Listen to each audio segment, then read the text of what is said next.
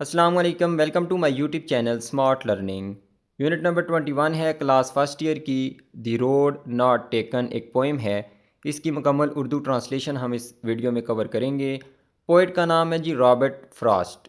और अगर थीम की बात करें तो इस पोइम का थीम है डिसीजन मेकिंग, फ़ैसला साजी।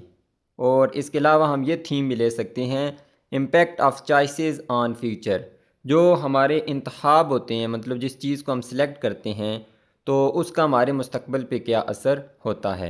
तो यहाँ पे रोड नॉट टेकन, वैसे इसका लफ्ज़ी मतलब तो यही है कि वो रास्ता जिसको इख्तियार नहीं किया, लेकिन रोड जो है यहाँ पे सिम्बलाइज़ कर रहा है, मतलब एक मेटाफर के तौर पे इस्तेमाल हुआ है डिसीजन के लिए, कि वो फ़ैसला या वो चॉइस जो हमने इख्तियार नहीं की। तो चलें जी, इसकी ट्रांसलेशन स्टार्ट करते हैं। पहली लाइन है, to roads diverged in a yellow would. दो रोड्स, दो सड़कें। तो दो सड़कें यहाँ पे सिम्बलाइज़ कर रही हैं, एक मेटाफर के तौर पे इस्तेमाल हुआ है टू चॉइसेस के लिए, मतलब कि मेरे पास दो ऑप्शन थे। तो दो रोड्स का यहाँ पे मतलब है दो ऑप्शन। डाइवर्ज जो जुदा होते थे, जैसे यहाँ पे पिक्चर में भी आप देख सकते हैं, अगर नज़र आए तो। पिक्चर तो चलें इसमें नहीं है, वैसे सिंपल यहाँ पे देखें आप कि दो रोड जो है यहाँ से डाइवर्ज हो रहे हैं, एक इधर जा रहा है, दूसरा यहाँ जा रहा है। तो जो दो सड़कें हैं वो जुदा होती थी इन अ येलो वुड, एक पीले जंगल में। तो पीले जंगल से मुराद ये है कि ये मौसम है आटम का। सीज़न कैसे? आटम का ख़ज़ां का सीज़न है, जिसमें पत्ते दरख्तों से गिर जाते हैं, और वुड जो है वो जंगल को कहते हैं। तो यहाँ पे सिंपल लाइन का यही मतलब है कि दो रास्ते जुदा हो रहे थे एक पीले जंगल में। And sorry I could not travel both, और अफसोस के साथ मैं दोनों पे सफ़र नहीं कर सकता था। ठीक है, क्योंकि जाहिर सी बात है, एक बंदा है, एक मुसाफिर है, तो वो एक ही पे जा सकता है एक टाइम में। एक टाइम में वो दो कश्तियों पे सवार तो नहीं हो सकता, दो रास्तों पे तो नहीं जा सकता। And be one traveller long I stood, और एक मुसाफिर के तौर पे, मुसाफिर के तौर पे काफ़ी देर तक मैं वहाँ खड़ा रहा। और मतलब कि ये जो जंक्शन पॉइंट था जिधर वो दोनों मिलते थे, वहाँ मैं खड़ा रहा और सोचता रहा, इस रास्ते को इख्तियार करूँ या इस रास्ते को इख्तियार करूँ। And look down one as far as I could, और एक रास्ते को देखा मैंने। ठीक है, गौर से देखा, जितनी दूर तक देख सकता था, मतलब जहाँ तक मेरी नज़र जाती थी मुझे वो रास्ता नज़र आता था। मैंने उसका जायज़ा लिया, उसको देखा। To where it bent in the undergrowth, वहाँ तक मैंने उसको देखा जहाँ वो झाड़ियों में जाके गायब हो जाता था। मतलब जो उसका सिरा था, जिधर आगे वो रोड और भी जाता होगा, लेकिन यहाँ से उसकी नज़रों से ओझल हो गया था, क्योंकि आगे घनी झाड़ियाँ आ गई थी। अंडर ग्रोथ कहते हैं जो बुशेस वगैरह होती हैं, जो दरख्तों के नीचे उगी होती हैं, तो उनके अंदर गायब हो गया था, वहाँ उसको चीज़ नज़र नहीं आ रही थी। तो अगर यहाँ पे मैं फिगर ऑफ स्पीच की बात करूँ, तो जब भी कोई मुख्तलिफ फ्रेजेज़ या लाइन या सेंटेंसेस एक ही वर्ड से स्टार्ट हो रही हों तो उसको कहते हैं एनाफोरा। ठीक है, और एक और भी फिगर ऑफ स्पीच होती है कि अगर वो लाइन एक ही लफ्ज़ पे एंड हो रही हो, जैसे वुड है, अगली भी लाइन वुड पे हो, वुड पे हो, उसको एपिस्ट्राफी कहते हैं, एपिस्ट्राफी। ठीक है, एपिस्ट्राफी। एक होती है एपोस्ट्राफी, जिसमें हम किसी बंदे को मुखातब करते हैं, डायरेक्ट उसको पुकारते हैं, तो वो तो एपोस्ट्राफी होती है। लेकिन एपिस्ट्राफी जब किसी लाइन के एंड पे सेम लफ्ज़ आए, अगर शुरू में आए तो उसको कहते हैं एनाफोरा। अच्छा, इसका सिंपल यही मतलब है कि दो रोड डाइवर्ज होती हैं, लेकिन इसका मतलब हम ये लेंगे कि अगर आप ज़िंदगी के ऐसे स्टेज पे आ जाते हैं जहाँ पे आपके पास दो फैसले हों, दो चॉइसेस हों, आपने किसी एक को चूज़ करना हो, क्योंकि दोनों रास्तों पे आप नहीं चल सकते, तो उसमें से आप एक जो रास्ता है उसको बगौर जायज़ा लेते हैं कि इसके जो एडवांटेजेस और डिसएडवांटेजेस हैं उनको गौर से देखते हैं, फिर आप चूज़ करते हैं कि मैं किस रास्ते पे चलूँ। तो मज़ीद हम पढ़ते हैं इसको, जब पोइम ख़त्म होगी तो फिर मैं आपको एक एग्जांपल के ज़रिए भी एक्सप्लेन करूँगा। दूसरा स्टेंजा है जी, दैन टुक द अदर, फिर मैंने दूसरे रास्ते को इख्तियार किया। एक रास्ते को उसने बड़ी गौर से देखा, उसको देखा कि इसके नुकसान क्या हैं, फ़ायदे क्या हैं। उसने जहन में सोचा होगा कि ये रास्ता ख़राब है, आगे जंगल है, झाड़ियाँ हैं। तो मतलब वो सारी चीज़ें सोचने के बाद मैंने क्या किया, दूसरे को इख्तियार किया। As just as fair, as just as fair का मतलब है इक्वली गुड। जितना वो पहला रास्ता अच्छा था, उतना ही ये रास्ता भी फेयर था, अच्छा था। And having perhaps the better claim, और जो है गालबन, परहैप्स का मतलब होता है शायद या गालबन, इसका मतलब है कि ये पोइट इस चीज़ पे कन्फर्म नहीं है। ठीक है, इस चीज़ पे कंफर्म नहीं है कि ये जो उसका दावा है कि ये जो रास्ता मैंने इख्तियार किया है वो कह रहा है कि ये बेहतर रास्ता हो सकता है, लेकिन फिर भी ये कंफर्म नहीं है। कहता है कि शायद ये जो है ना मेरा एक बेहतर इंतखाब था जो मैंने दूसरा रास्ता चूज़ किया। अब यहाँ दूसरे रास्ते से मुराद ये है कि पहले फ़ैसले को मैंने छोड़ दिया, उस रास्ते को चूज़ नहीं किया। जो मेरा दूसरा डिसीजन था ज़िंदगी के अंदर वो मुझे अब ठीक लग रहा है कि क्योंकि शायद ठीक लग रहा है, कंफर्म फिर भी नहीं है कि ये जो मेरा दूसरा इंतखाब है ये ठीक होगा। बिकॉज क्योंकि it was grassy and wanted wear, क्योंकि ये इसके ऊपर सब्ज़ा था, मतलब सब्ज़े से मुराद ये है कि लोग इसके ऊपर ज़्यादा चले नहीं थे। एंड वांटेड वेयर, वेयर कहते हैं टूट फूट का शिकार होना, ठीक है, मतलब उसको नुकसान पहुंचाना या इस तरह के एरोड वगैरह हो जाना, ऊपर से ख़राब हो जाना। तो वांटेड वेयर का मतलब है कि वो गलना सड़ना चाहता था, क्योंकि उस रास्ते के ऊपर घास पूरी पूरी थी, उसके ऊपर जिस तरह अगर बंदे चलते रहें तो घास का तो नाम निशान नहीं होता, लेकिन उसके ऊपर घास थी और वह चाहता था कि इसको क्या किया जाए, घास को लोग ख़त्म करें मेरे ऊपर चल के। The as for that the passing there, अगरचे वहाँ से गुजरते हुए, had worn them really about the same, वो भी उसी तरह डैमेज था जिस तरह पहला रास्ता डैमेज था। मतलब कि पहले तो उसने कहा था कि शायद ये मेरा बेहतर फ़ैसला है क्योंकि इसके ऊपर ग्रास थी और वो रास्ता जो है वो चाहता था कि मुझके ऊपर लोग चलें और मेरी घास जो है वो ख़राब हो, ठीक है, इसको नुकसान पहुँचे। लेकिन जब मैं उसके ऊपर से चला तो मुझे इस चीज़ का एहसास हुआ कि ये पहले रास्ते जैसा ही है। ये तो मुझे शुरू में लग रहा था कि इसके ऊपर घास ज़्यादा है, लेकिन जब मैं थोड़ा सा आगे गया तो मुझे पता लगा कि दोनों रास्ते तकरीबन सेम ही हैं। तो इसका मतलब ये हम ले सकते हैं कि जब दो फैसले हमारे पास आ जाते हैं, हम पहले फ़ैसले का खूब जायज़ा लेते हैं कि क्या ये हमारे मुस्तकबिल के लिए ठीक होगा, लेकिन दूसरे को भी साथ देखते हैं कि दूसरे फ़ैसले का हमारे मुस्तकबिल पे क्या असर होगा, तो हम दूसरे फ़ैसले के ऊपर चले जाते हैं पहले को छोड़ के, क्योंकि हमें दूसरा उस वक्त फ़ैसला बेहतर लग रहा होता है। लेकिन जूँ हम उस फ़ैसले के मुताबिक चलते जाते हैं तो बाद में हमें पता चलता है कि तकरीबन मेरे लिए दोनों फ़ैसले ही सेम थे। तीसरा स्टेंजा है जी, and both that morning equally. अच्छा, यहाँ पे देखें एलिट्रेशन का इस्तेमाल किया गया। सेम जो है ना वो साउंड रिपीट हुआ है, अल्फ़ाबेट यहाँ पे रिपीट हुआ है, इधर देयर में भी एक ही लाइन में और दा में भी, तो दादा की आवाज़ रिपीट हुई है। फिर यहाँ पे भी एलिट्रेशन का इस्तेमाल किया गया है, वाह वाह की आवाज़ यहाँ पे रिपीट हुई है। अगला स्टेंजा है जी, and both that morning equally lay. और एक और बात हमें ये पता चल गई है कि वो कौन सा अभी टाइम है, मॉर्निंग का, सुबह का।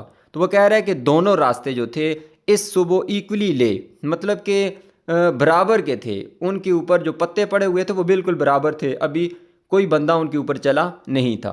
तो इस लाइन का हम ये मतलब भी ले सकते हैं कि दोनों जो मेरे फ़ैसले हैं उनके अंदर मुकाबला, जो चैलेंजेस थे, जो मुश्किलात थी वो भी एक जैसी थी, और जो इनके अंदर मौके थे कामयाब होने के वो भी इक्वल थे, सेम थे। In leaves no step had trodden black.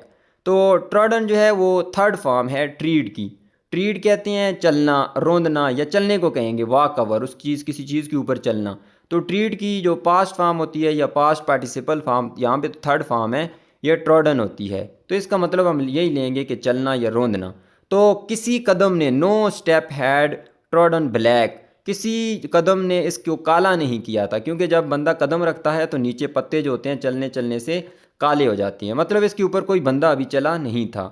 O I kept the first for another day.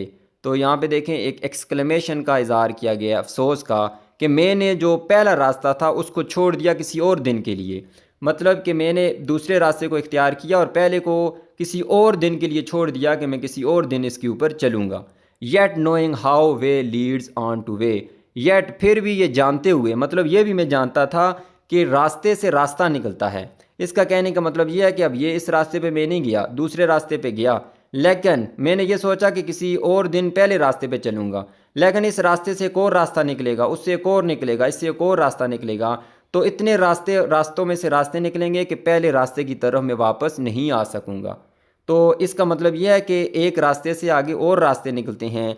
I doubted, और मुझे ये शक हुआ, if I should ever come back, कि शायद ही मैं वापस जो है ना उस रास्ते पे वापस आ सकूं, दूसरे रास्ते पे, क्योंकि जब मैं दूसरे रास्ते पे चल गया हूँ उससे एक और रास्ता निकलेगा, उससे एक और रास्ता निकलेगा, तो पहले रास्ते पे मैं शायद ही कभी वापस चल पाऊँ।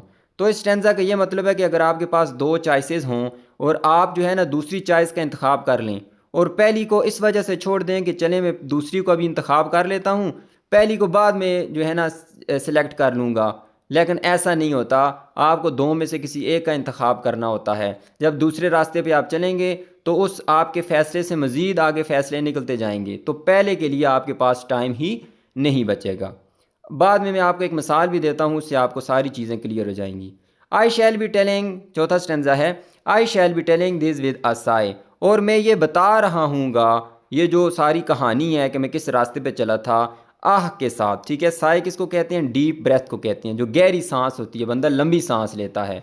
तो ये जो लंबी सांस होती है, ये दो वजह से बंदा लेता है। या जब किसी को रिग्रेट होता है, बंदे को पछतावा होता है किसी बात पे, या रिलीफ मिलता है, किसी मुश्किल से आसानी मिलती है, सुकून मिलता है, तो तब। लेकिन यहाँ पे हमें यही लग रहा है कि उसको रिलीफ मिला है, तो उस वजह से वो साई कह रहा है, मतलब कि उसकी गहरी सांस निकली है, डीप ब्रेथ निकली है। Somewhere ages and ages hence, hence मतलब कि मुस्तकबिल में, एजेस एंड एजेस मतलब कि सालों के बाद, 10 20 30 सालों के बाद जब मेरे आगे नस्ल बढ़ेगी, या और मेरे पोते या इस तरह के जो भी बच्चे होंगे, तुम उनको कहीं ना कहीं जो है ना वो बता रहा हूँगा इस रिलीफ के साथ। Two roads diverged in a wood and I, दो सड़कें जो है वो जुदा हो रही थी एक जंगल में, और मैंने took the one less travelled by, मैंने उसका इंतखाब किया जिसके ऊपर कम लोग चले थे। तो कहने का मतलब यह है कि अब एक तरफ हज़ारों लोग जा रहे थे और दूसरी तरफ जो है ना मैं अकेला चल रहा था, लेकिन मुझे इस चीज़ का सुकून है कि मैं जिस रास्ते पे चला उस पे लोग कम थे, लेकिन मुझे कामयाबी ज़्यादा मिली। And that has made all the difference, और इसी चीज़ ने जो है ना वो फ़र्क पैदा किया। दैट मतलब जो ये मेरा फ़ैसला था, जो इस रोड पे चलने का मेरा जो फ़ैसला था, उसी ने असल में मेरी ज़िंदगी बदल दी या फ़र्क पैदा किया। तो इस बात से हमें पता चलता है कि उसको असल में कामयाबी मिली होगी इस रास्ते पे चल के। हालांकि लोग थोड़े चले थे इस पर, लेकिन उसको ये इसका बेहतर फ़ैसला था ज़िंदगी के अंदर। तो ये भी लाइन यहाँ से हम निकाल सकते हैं कि less common choice makes you different, कि जो लेस कॉमन चॉइस होती है, मतलब कि वो इंतखाब जो ज़्यादा लोग नहीं उसको मुंतखब कर रहे, अगर आप उस रास्ते पे चलते हैं तो आप बाकी लोगों से डिफरेंट होंगे, और वही चीज़ क्या करेगी? फ़र्क पैदा करेगी। अब इस पूरी पोइम को हम एक एग्जांपल से समझते हैं। जैसे कि जब आपने मिसाल के तौर पे मैट्रिक अब कर ली, मैट्रिक के बाद अब आपके पास दो ऑप्शंस हैं, या तो आप प्री इंजीनियरिंग करें या आप मेडिकल जो है ना बायो का सब्जेक्ट इख्तियार करें। अब आपके पास दो रास्ते आ गए हैं। पहले तो मैट्रिक थी, सेम रास्ता आ रहा था, अब उससे दो रास्ते जुदा होंगे, और आपने ये भी जहन में रखना है कि कौन सी फील्ड का ज़्यादा स्कोप है। तो आप दोनों के बारे में सोचेंगे, मतलब प्री इंजीनियरिंग जो है ना उसके बारे में आप सोचते हैं जहाँ तक आप सोच सकते हैं। जिस तरह ऊपर लिखा हुआ था ना कि मैंने उस रास्ते को देखा जहाँ तक मैं उसको देख सकता था, तो आप उसके फ़ायदे और नुकसानात के बारे में सोचते हैं जहाँ तक आपका जहन काम करता है। और फिर सोचने के बाद आप किसको चूज़ कर लेते हैं? मेडिकल को। क्यों चूज़ किया? क्योंकि यहाँ पे जो कहा जा रहा है कि वो फ़ैसला जिस पे बहुत कम लोग चलते हैं। तो मेडिकल का फ़ैसला जो है ना, मैं मिसाल दे रहा हूँ, वैसे तो बहुत कम नहीं होते, कि इसके ऊपर लोगों ने, बहुत कम लोग इस पे चले हैं, तो आपने मेडिकल का रास्ता इख्तियार कर लिया। फिर जो है ना आपने क्यों इख्तियार किया? क्योंकि आपको शायद लग रहा था कि ये मेरे लिए बेहतर होगा, और इस पे लोग भी कम चले हैं। तो जब आप आहिस्ता आहिस्ता मेडिकल के अंदर जाएंगे, और आपके जहन में ये चीज़ भी है कि मैं पहले मेडिकल का शोबा इख्तियार कर लेता हूँ, बाद में मैं इंजीनियरिंग कर लूँगा, लेकिन ऐसा नहीं होगा। जब आप मेडिकल की 2 साल एफएससी करेंगे, उसके बाद फिर एमबीबीएस में चले जाएंगे, फिर आपको स्पेशलाइजेशन करनी पड़ेगी, फिर आप फील्ड में आ जाएंगे, दोबारा आप इंजीनियरिंग की तरफ वापस नहीं आ सकते। तो यहाँ भी यही कह रहा है इन दो लाइनों में कि मैंने जब एक फ़ैसले को फिर किसी दिन के लिए छोड़ दिया, और साथ मुझे ये भी पता था कि मैं वापस जो है इस रास्ते पे नहीं आ पाऊँगा। तो ये जो है ना फ़ैसला है कि आप एक फ़ैसले पे जब चले जाएंगे तो वापस दूसरे पे आने का आपके पास वक्त नहीं होगा। और फिर अब जब डॉक्टर बन जाएंगे तो सालों बाद अपने बेटों को या पोतों को कह रहे होंगे कि जो है ना मैंने ऐसा फ़ैसला किया था जिस पे लोग तो कम चले थे, लेकिन आज मुझे उस पर कामयाबी मिली है। तो ये पोइम है जी, जिसका थीम था डिसीजन मेकिंग। उम्मीद करता हूँ आपको वीडियो पसंद आई होगी। वीडियो अच्छी लगी है तो इसको लाइक कर दें, चैनल को सब्सक्राइब कर दें। अल्लाह हाफिज़।